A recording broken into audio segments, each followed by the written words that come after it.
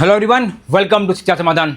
जैसे कि हमारा वेस्ट बंगाल का रिवाइज स्टेट मेरिट लिस्ट आ गया है, उस मेरिट लिस्ट को ये देख के अंदाज लग जाता है कि भाई कितने रैंक तक किस कैटेगरी वाइज कौन से कॉलेज में आपको कॉलेज में ब्रांच मिलने वाला है।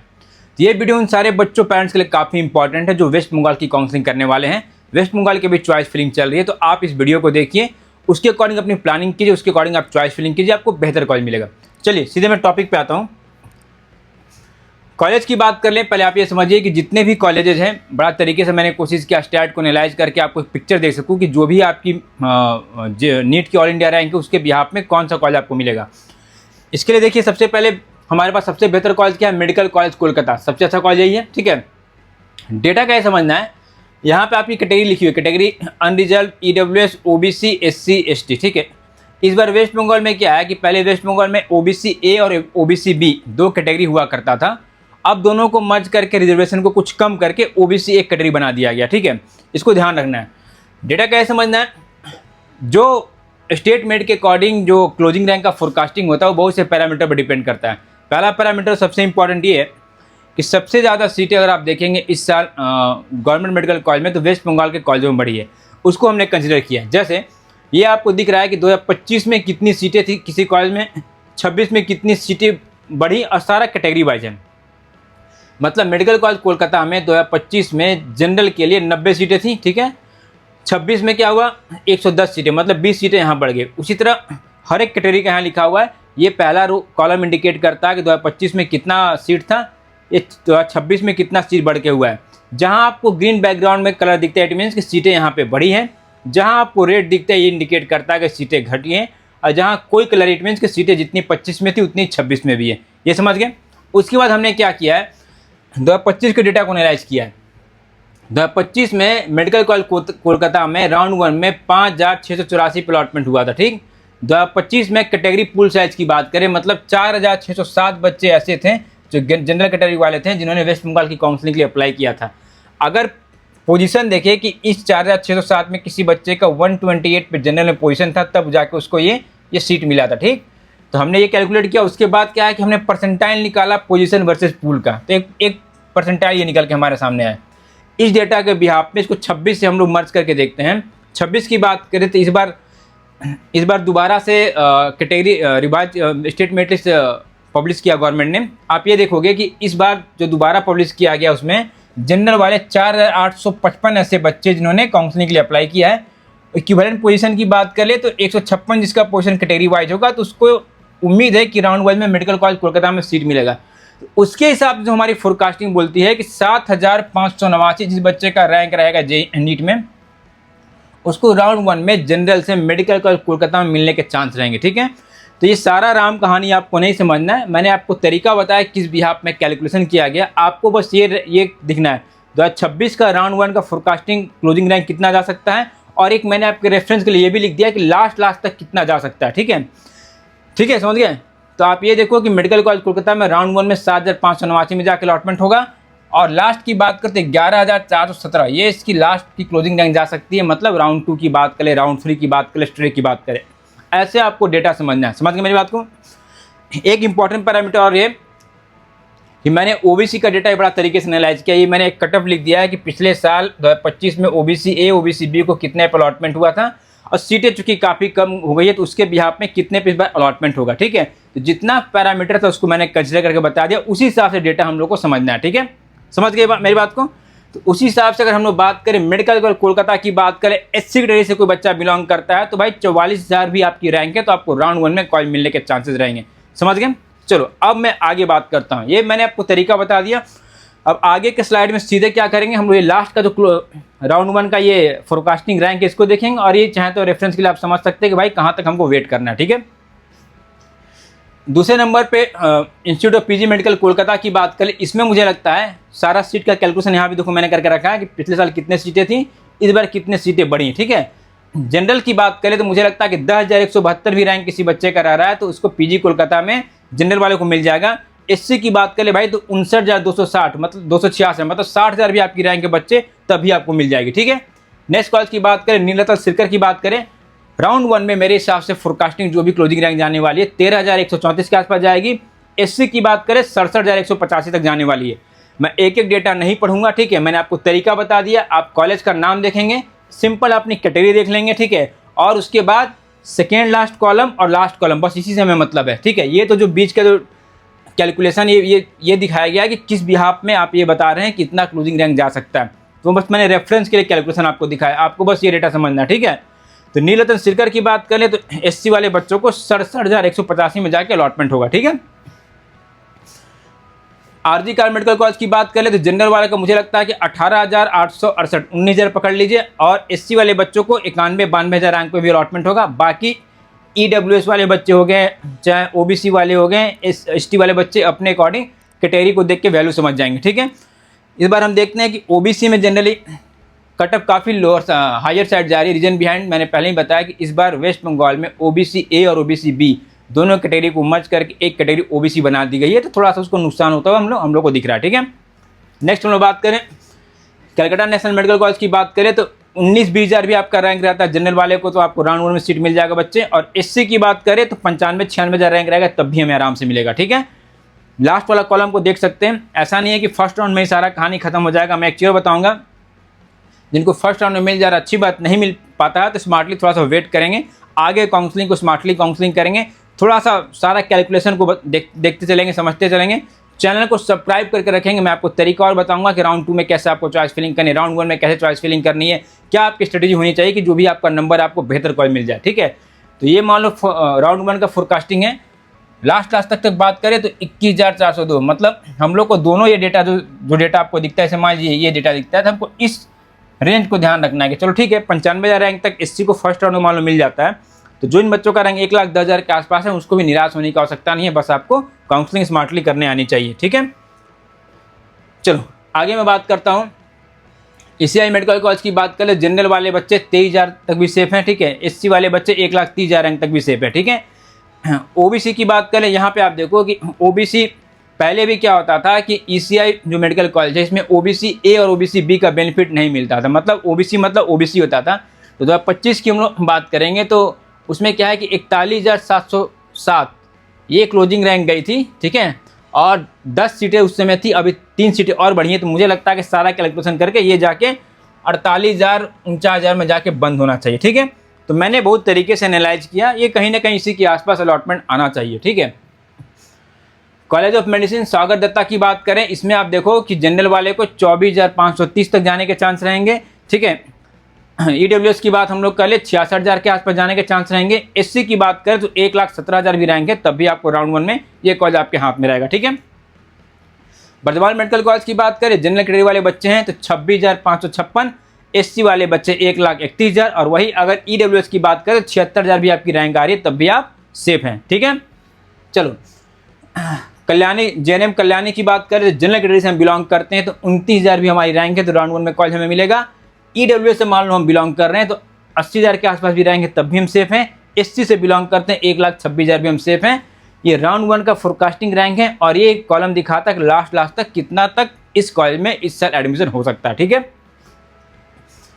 बारासात मेडिकल कॉलेज की बात करें, जनरल कैटेगरी से हम बिलोंग करते हैं। हाँ, एक चीज़ और मैंने रेफरेंस के लिए मैंने पहले बताया था, बहुत तरीके से एनालाइज किया। आप ये देखो कि बारासात मेडिकल कॉलेज में पिछले साल 2025 में 35 सीट थी, 26 में सीटें 44 सीटें बढ़ गई, 44 सीटें हो गई, ठीक है। तो कहने का मतलब 8-9 सीटें बढ़ी।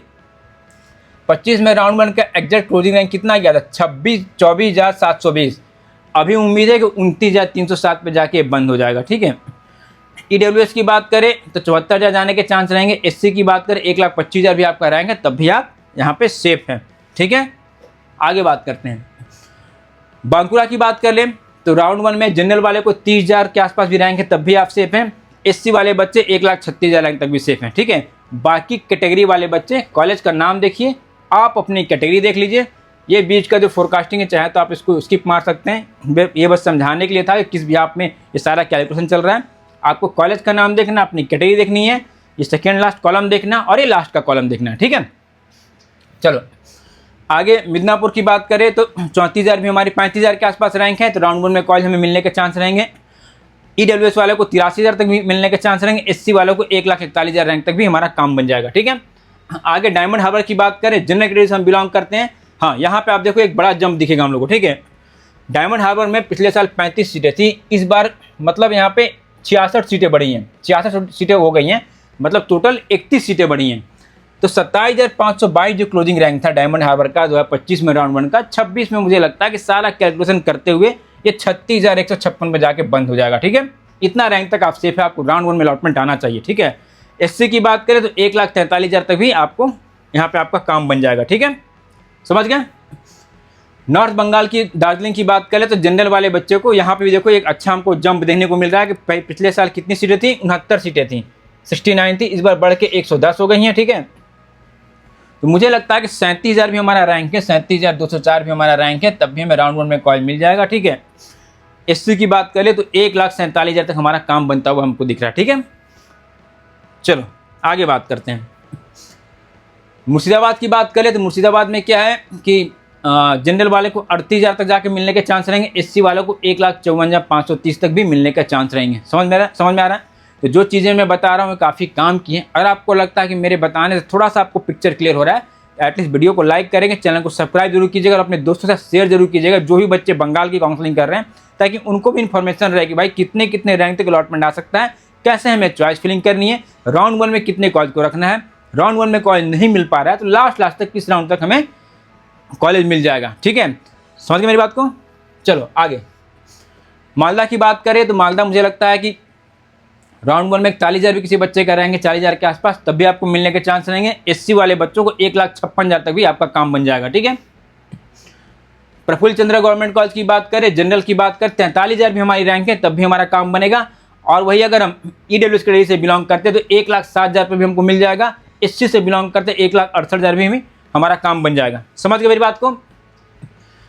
शरद चंद्र मेडिकल कॉलेज की बात करें, जनरल कैटेगरी से हम बिलोंग कर रहे हैं, यहाँ भी देखो, यहाँ भी क्या है 2025 में क्या 35 सीटें थी। ठीक है, 26 में 66 सीटें हो गई। तो कहने का मतलब हुआ कि 31 सीटें यहाँ बढ़ी।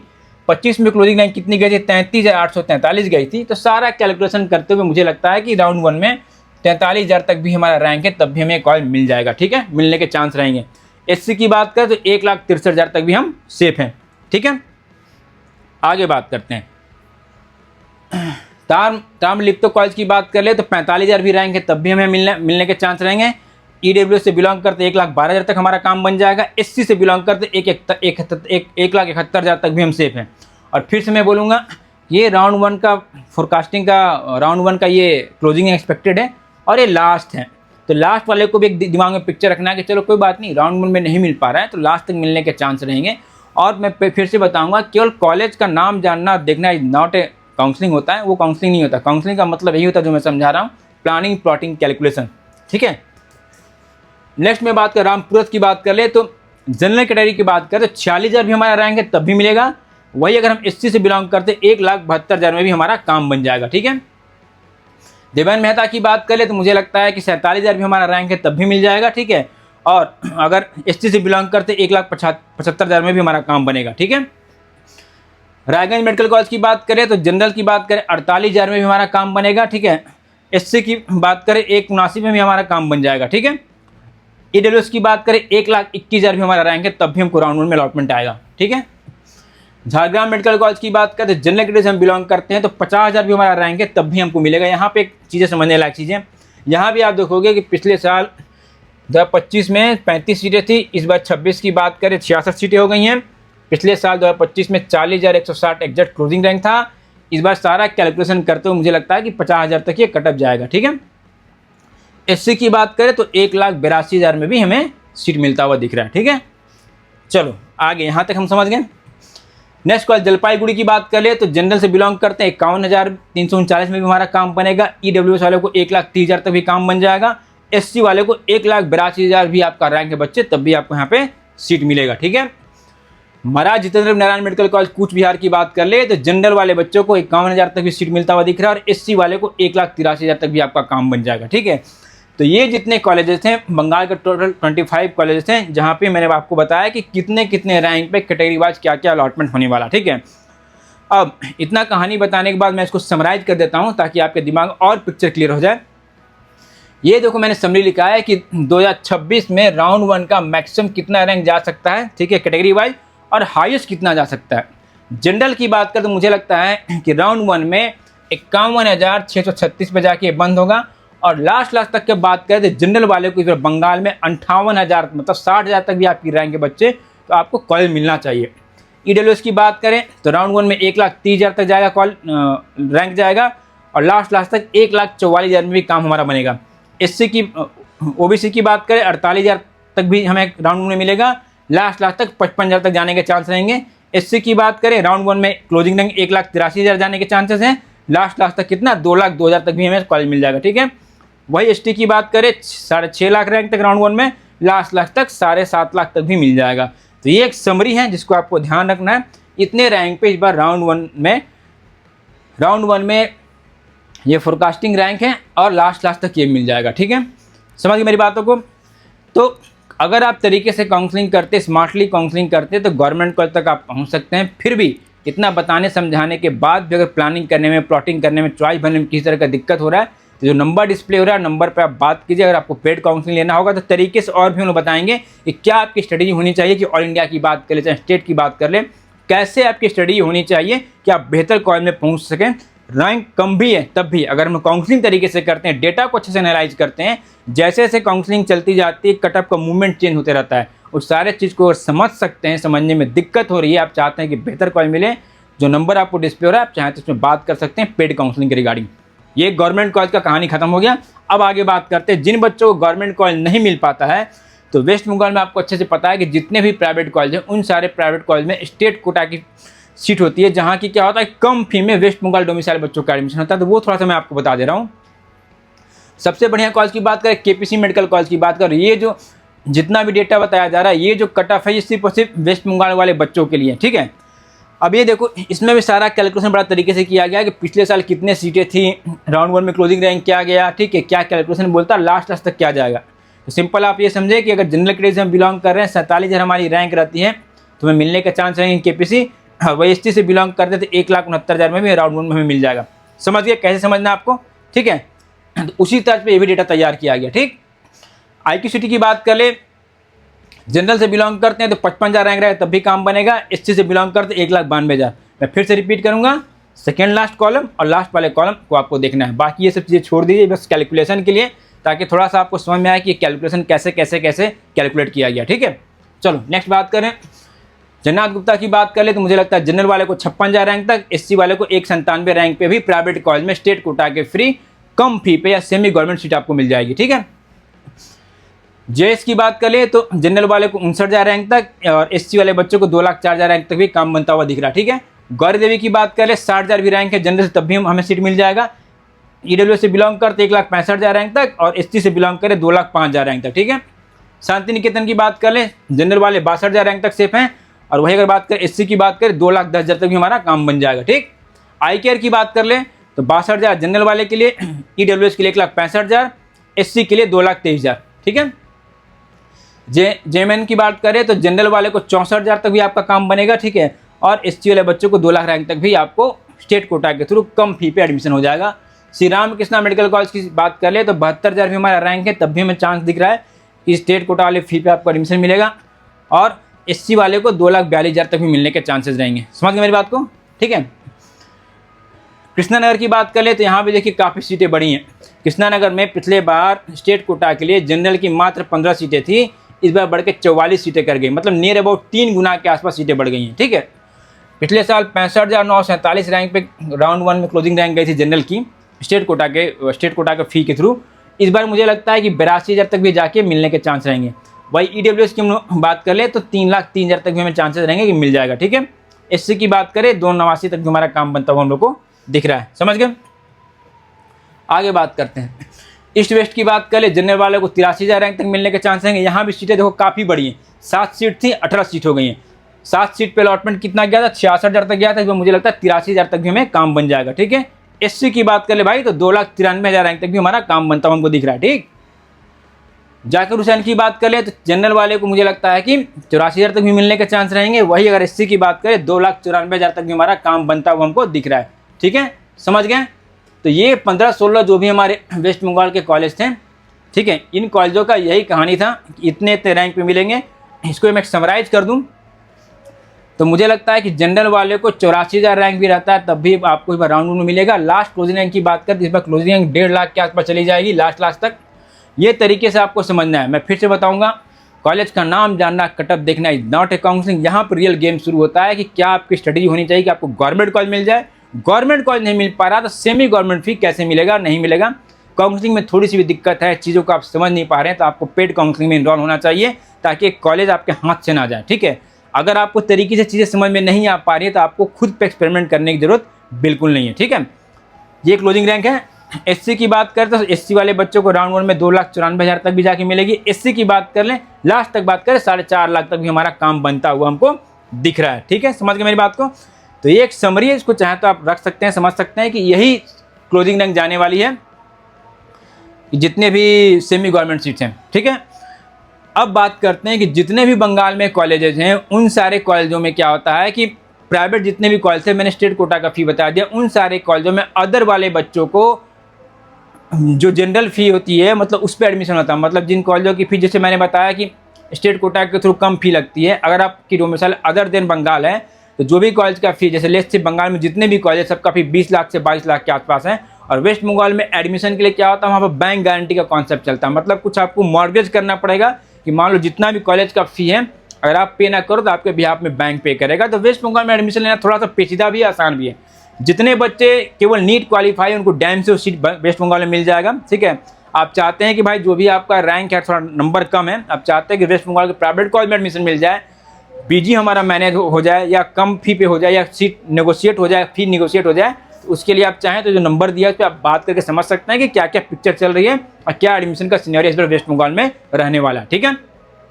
चलो आज के वीडियो के लिए इतना ही था, जल्दी मिलता हूँ नेक्स्ट वीडियो में। Thank you very much. Think admission, think शिक्षा समाधान। Download the app now